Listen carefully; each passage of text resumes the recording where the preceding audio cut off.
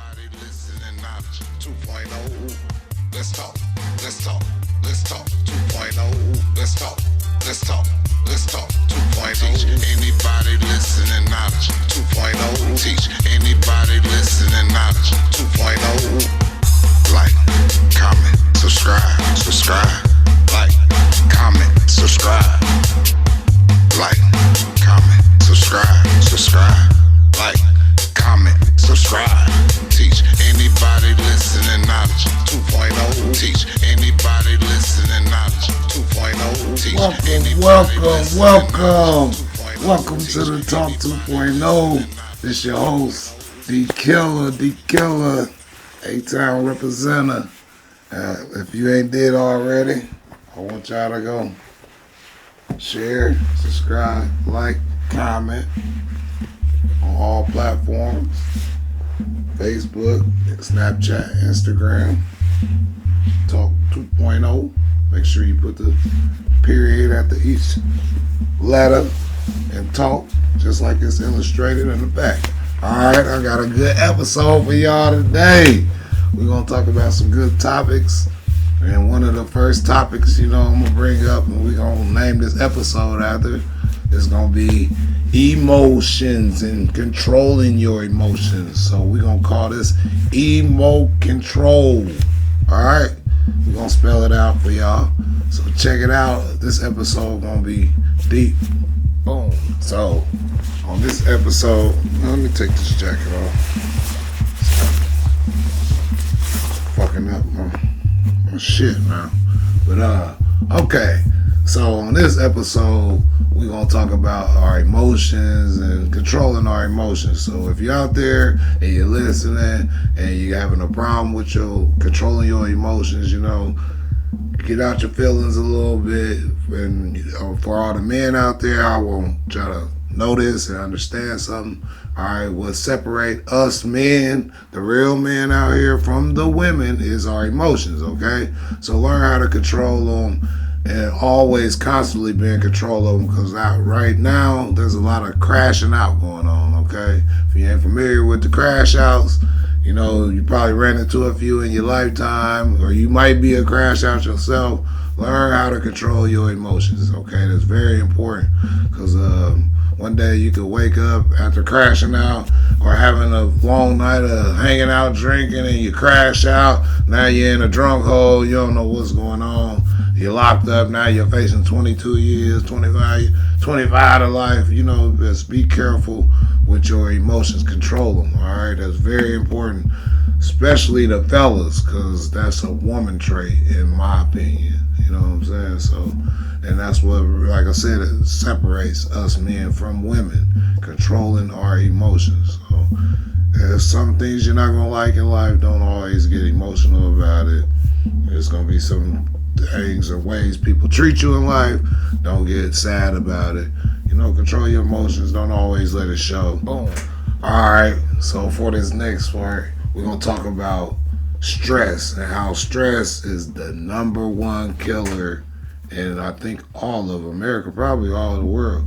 So we got to bring our stress levels down, So if you're out there and you're stressing, Musa, take a deep breath, close your eyes, meditate, manifest. Stuff like that is very important to bring the stress level down, drive the stress level to the floor, because a lot of us, I think we on the verge of like crashing out, and because we're stressed out, that our patience are short and all that type of stuff. Like a lot of the stuff ties to our emotions and stuff, But the next topic that I really want to talk about is like being patient and having patience, and how that really helps you with your stress level and stuff like that, because it is a virtue, So everybody out there, all this road raging and stuff like that, crashing out, control your emotions, have a little more patience, be a little more courtesy, have a little common courtesy, like hold the door for somebody if you can be polite. So don't be so quick to be angry or crash out. I was that person that used to get angry and I'm hugging people, looking, and now I'm the person that'll walk up to you and speak to you. I'll be the first person to probably come speak to you if we was in a large setting, and probably be happy to see you, because life is short, and having kids kind of like helped me with my patience and stuff like that, and also dealing with elderly people. So shout out to my kids and shout out to the OGs. Everybody, y'all know who y'all is, so keep being solid like y'all are, stay good people and have great morals and stuff like that, which also ties into the other parts that I'm going to discuss here on this episode later on, to be more about morals and stuff like that. But I'm going to stick on this topic about being patient and stuff like that for a little longer, because I really think that is important, so take a deep breath sometime and don't be so angry as much, like if you can not yell at your kids in the morning before they start school, try not to, so I know it's harder for my kids don't listen or whatever, bring the stress levels down. It starts with the morning time, and like don't start your days off rough if you kind of get where I'm going with it, and you can ruin somebody else's day by being all rude or loud and obnoxious with them or whatever. So, if you're out there and you're listening, check that out and control your emotions, have a little more patience, stay stress-free, don't road rage, stuff like that. And I ain't gonna keep going on the same topic. I just wanted to let y'all know, be mindful of other people, stuff like that also, and have common courtesy. Having morals and a moral sense and stuff about life, and it's important because like anybody, we all be out here wild animals if we didn't have some type of moral sense about life and stuff. Like, we gotta choose wisely about who we dating and, the way we come about dating, or the moral sense people have, the backgrounds and stuff. So do your research and people, and be around, spend time around them, see how their moral qualities is, because that's very important if you want to be around people or relationships long term, so like have a moral sense about your body, it's your temple and stuff like that, your thoughts. Don't be so demonistic,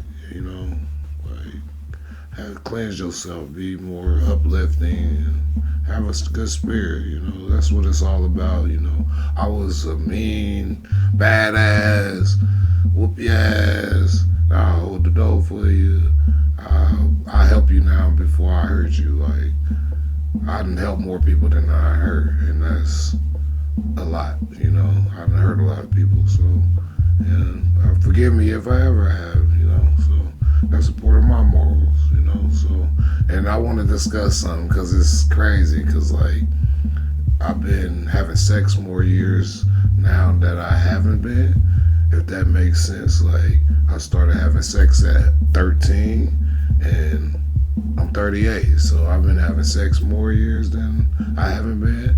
I've been driving more years than I haven't been. I've been smoking more years than I haven't been. It's crazy. Like, I've been out of school more years than I haven't been. So God is good. Life is great. Try not to complain.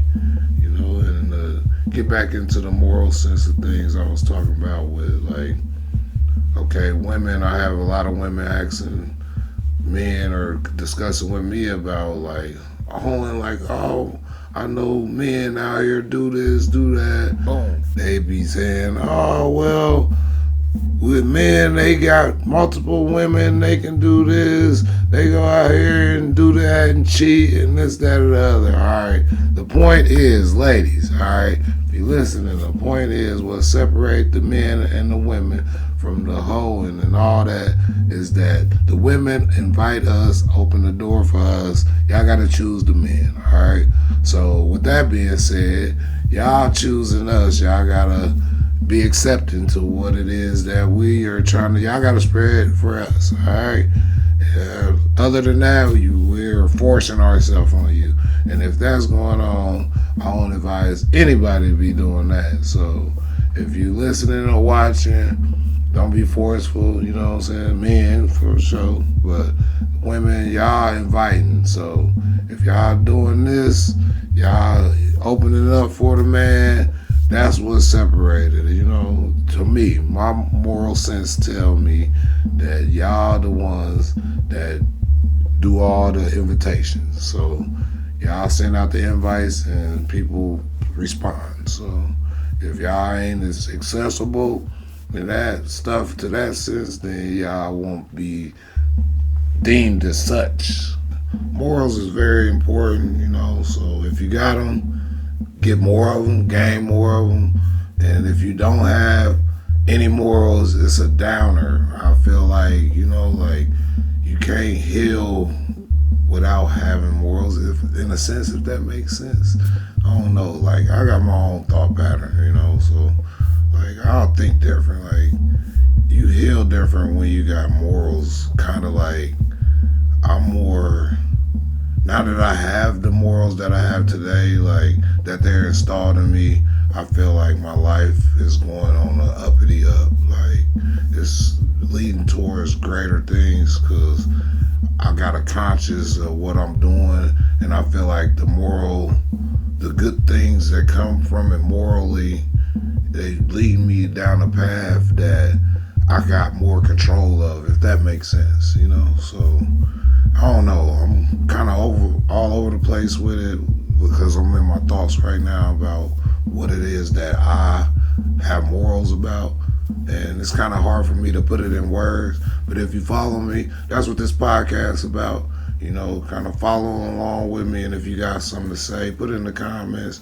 If it's a topic that y'all want to touch up on, like throw a thumbs up in there, and we gonna touch up on it. But that's some of the things that I want to talk about today, as far as that sense and like what I feel like it brought to my life when I didn't have a lot of morals, and I was just all out here. I felt cursed, you know. So like, and I know there's some people that probably feel the way I do about certain things that go on in life, you know, feeling like cursed and down and feel like all the bad things happen to you.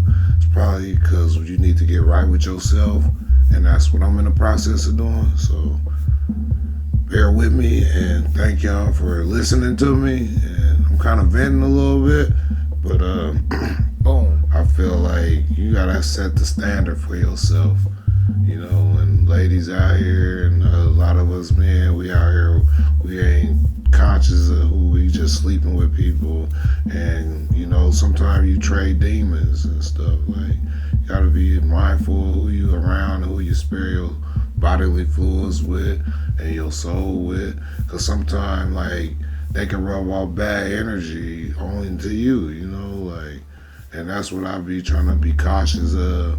So you know, a lot of us need to be mindful of that when we dealing with people, and sometimes even in our own circle. Some of your friends negative about everything. Some of your family, they want to be negative about everything that's going on in life or in your life. Like everybody got skeletons in their closet, and it's enough dirt to bury everybody, you know. So, and that's a literal statement also. Throw your shades on.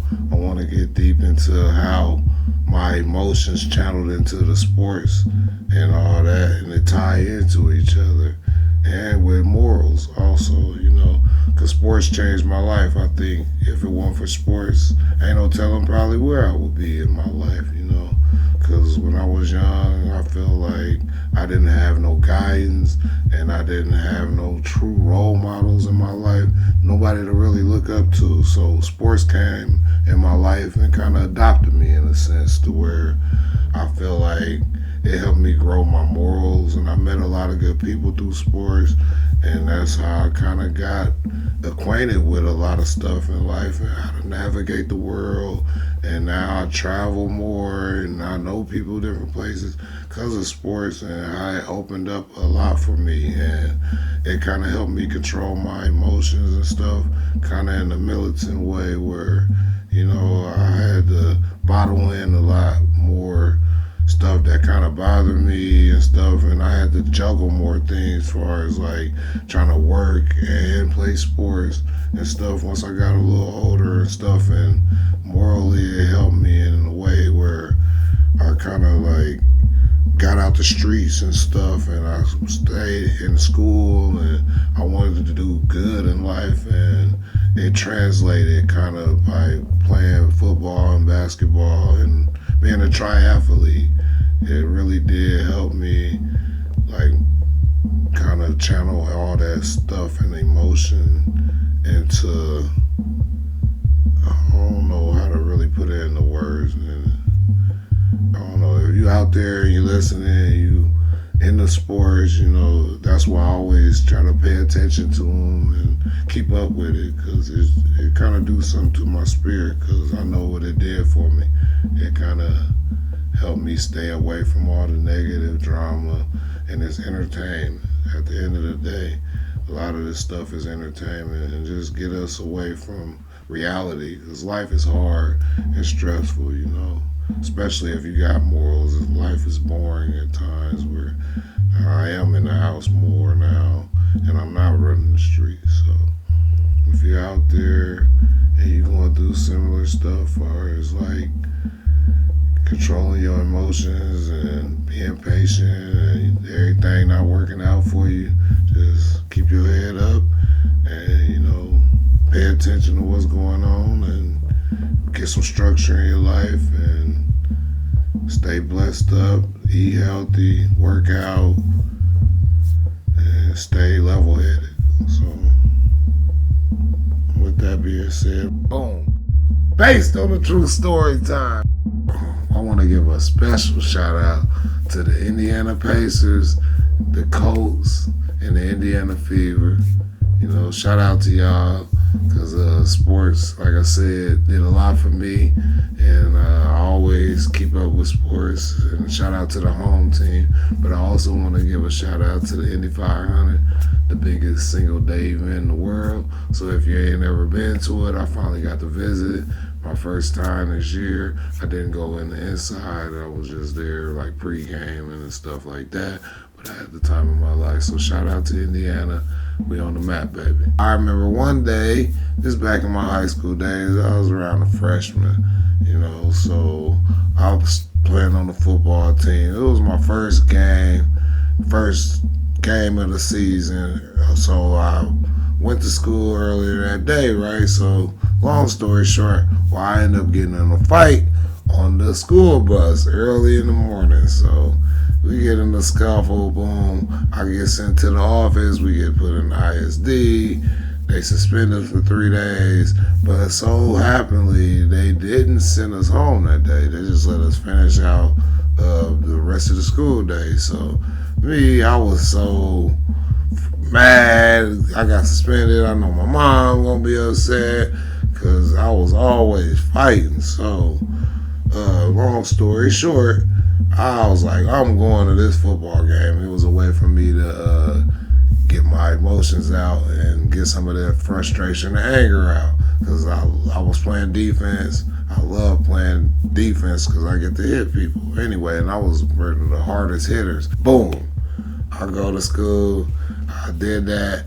I went to school. I ain't tell my coach I got suspended, nothing like that. So I went to the game, and when I tell you, I was so heated. When I got on the field, I immediately, I was playing kickoff. The first kickoff, I ran down the field, made the first tackle of the game. Bam! I hit dudes so hard. Man, they felt it in the crowd. So, boom, I get the first little boom off. So that whole game, they was doing some type of option thing. They passing and handing the ball off. When I tell you I was reading, they played so perfect. Like this performance I put on this day, when I tell you I should have got a full ride scholarship to any college in America, whatever. I should have went to the league off this game. This was a performance of a lifetime. So I end up made that first tackle. I'm playing the first time playing a position. This is my first game as a freshman. And it was something else that I was my first time doing this game. But all right, long story short, so I made the first few tackles. It got so crazy to where my teammates they started just coming to pat me on the back. I ain't really even realizing what I'm doing. I'm just really getting some of this frustration and anger off because I'm really upset. Like, and this where emotions tie into sports, you know. So I done got. Basically, I don't even realize what I'm doing. I'm doing such a great job at what I'm doing because I'm so locked in. I made half the tackles, halftime, boom. We go in the locker room, whatever, come back out. We finish the game. Why? I ain't realize it, but I had every tackle pretty much the whole entire football game. So, like I said, my teammates pat me on the back and stuff. We end up losing that game, by the way. So, long story short, it's a line of cheerleaders and staff members from the opposing team. They all lined up at the bus as I'm going. Their head coach pulled me to the side. He like, man, that was like the greatest performance I ever seen in my life. It was like, man, if you could come to my school, I got a position for you. Boom, boom, boom. I was like, my mom ain't moving over here, not for me to play no football, But that was one of them moments where that was one of the greatest feats I've ever done in my life. Like, I did some amazing stuff in my life, But from art to sports to music to performance, So that was one of the moments I wanted to reminisce about how sports kind of changed my life, and it was that was a great experience for me. So, and if you was there, throw a thumbs up in the comments. Yeah, there's a lot of people that witnessed that was on my team. So, yeah, I'll throw a thumbs up, and I'm gonna come up and follow up on this, and it's gonna be the last of this episode. So I hope y'all enjoyed it. I'm gonna be coming with some more follow-up stuff, so y'all stay tuned. Check me out here in the near future. Make sure y'all thumbs up. Check me out. Talk 2.0. I'm your host, D-KILLA. Peace. Teach anybody listening knowledge 2.0. Teach anybody listening knowledge 2.0. Let's talk. Let's talk. Let's talk 2.0. Let's talk. Let's talk. Let's talk 2.0. Teach anybody listening knowledge 2.0. Teach anybody listening knowledge 2.0.